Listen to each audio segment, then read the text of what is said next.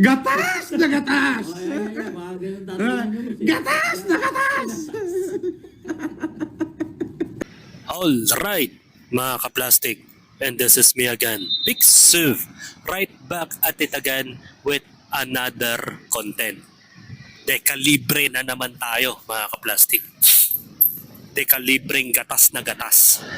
Ito naman po ay isang live video ni Norman Mangusin na in-interview siya ng netizens na pag-amin niya na hindi sa kanya ang bahay sa BF Homes sa Las Piñas. So mamaya meron din tayong tatalakayin tungkol doon sa paghamon ni Norman Mangusin kay Konsehal Jaime Senor Solis o also known as Kaigme na kamakailan lang ay in-interview ni Makagago. So panoorin po muna natin tong video, itong pag-amin niya sa tanong ng netizen sa kanya on live.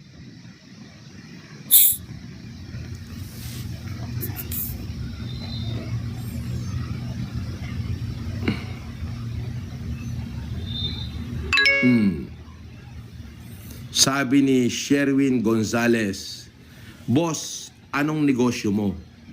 Bakit sugal ka lang ng sugal? At magkano ang totoong net worth mo? Totoo bang di mo naman bahay yung inuwian mo? Pakilinaw, shout out boss. Yan!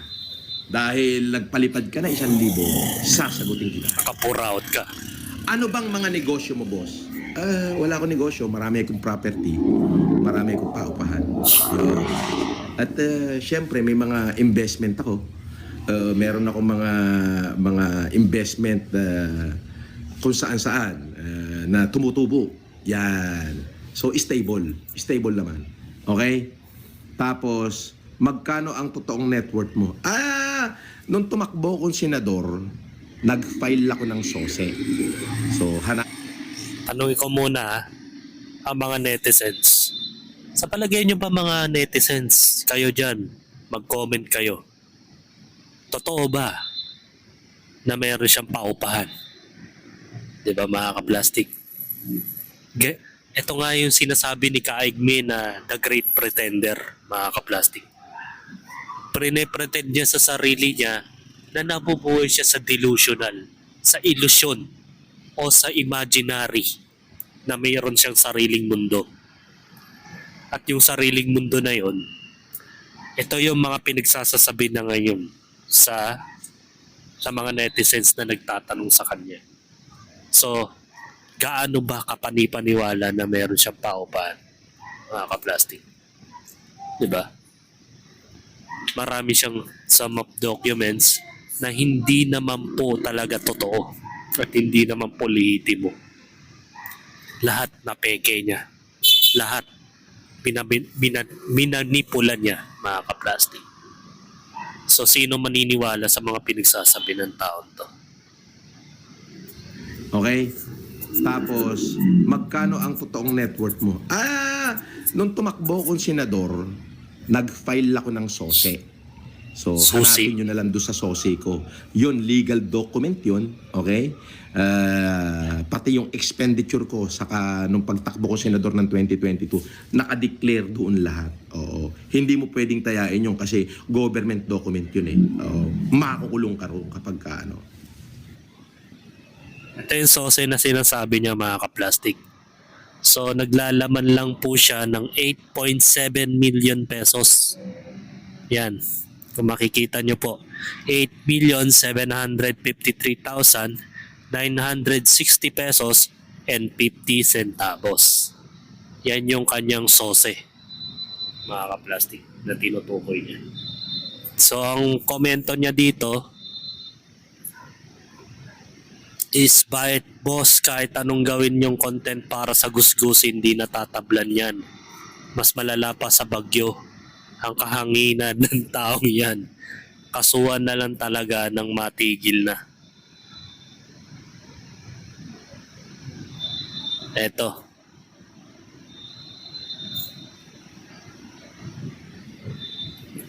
Napakayaman yan. May sarili na nga siyang mundo. saka sa kanya yung kaharian ng Barbanya. Balita ko nga yung ibang palaisdaan niya nasunog. Pati yung Porsche, sabi niya dati mahal daw bili niya dun. Ngayon sinasabi niya na second hand niya binili. 1.3 million. Magulo kasi siyang kausap. Alam mo naman kapag sobra na ang kahanginan ng isang tao. Di ba? Dahil sa nagpalipad siya ng 1K, sasagutin. Di kaya obvious kang tanga.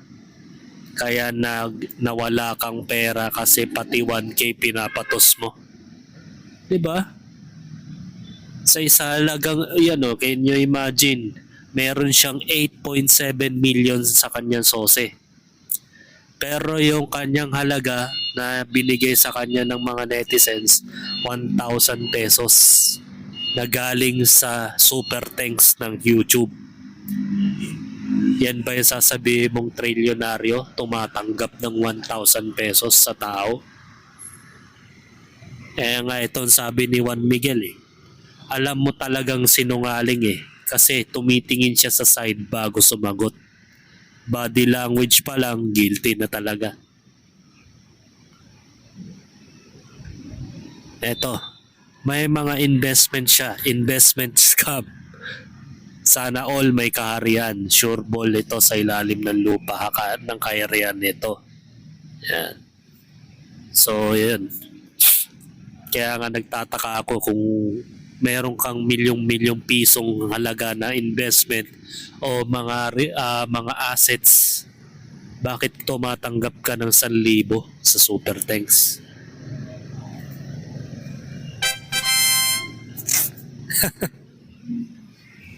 Regarding dyan sa bahay mo, totoo bang di mo naman bahay yung inuuwian mo? Pakilinaw. Yes. Yes. Yes. Yes. Oo, kasi ang totoong domicile ko is Isabela. Yan ang domicile ko. Andyan ang property ko, bahay ko, kaharian ko, lupain ko, taniman ng mais, taniman ng palay, taniman ng kamuting kahoy, taniman ng mangga, palaisdaan. Diyan ang domicile ko at nagbabayad ako ng tax sa local government. Okay? Diyan din yung taniman ng ng bangkay mong katawan. Kaya mo, inamin mo sa sarili mo na hindi pala sa'yo yung bahay mo sa Las Piñas sa Be at Home subdivision.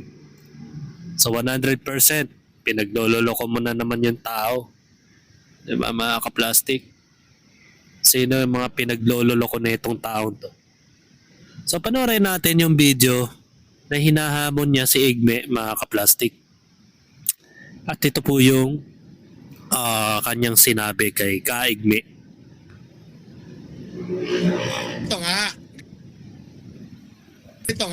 Ganito nga, sabihin mo kay Igme, magpa-drug test kaming dalawa. Oo, tapos, yung mapapatunayang may residue ng shabu sa katawan, totokhangin na, babarilin na sa ulo. Ito nga. Kala mo naman siya papalag. Kapag ikaw nga, sinampahan ka na nga ng kaso ni Kaigme, mga ka-plastic Handa na siyang lumaban sa'yo anytime, anywhere. Nag-file na po siya ng kaso sa'yo dahil sa pinagagagawa mo sa kanila. Tapos ngayon naamunin mo ng drug test yung tao, di hamak na mas matino pa magsalita yun kaysa sa'yo. Na ikaw ay barubal magsalita at napakabastos ng bunganga mo. Samantala si Kaigme, during his interview with Makagago WhatsApp Man, ay talagang napakatino niyang magsalita at hinihimay-himay niya yung mga katwiran o yung mga paliwanag about sa'yo. So sinong dapat paniwalaan na nakadroga, mga ka-plastic? Di hamak na mas matino pa sa'yo si Kaigme para husgahan mo na nagdodroga yung tao. Ikaw siguro malamang sa malamang dahil lahat ng mga pinagsasasabi mo nonsense, puro kasinungalingan, wala na pong kapanipaniwala sa mga kwento mo mga kaplastik.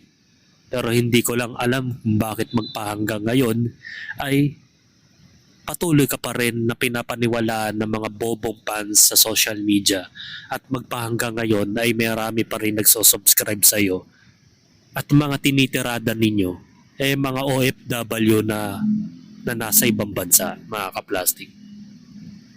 Yan yung mga pinapaniwalaan mong naniniwala sa yung tao na napakamangmang pa sa yung ugali. So, can you imagine may 12,000 followers ka sa subscribers sa YouTube na naniniwala pa rin sa'yo. So, that means marami pa rin tanga na Pilipino na naniniwala sa'yo. Diba? So, napaka-nonsense, mga kaplastik.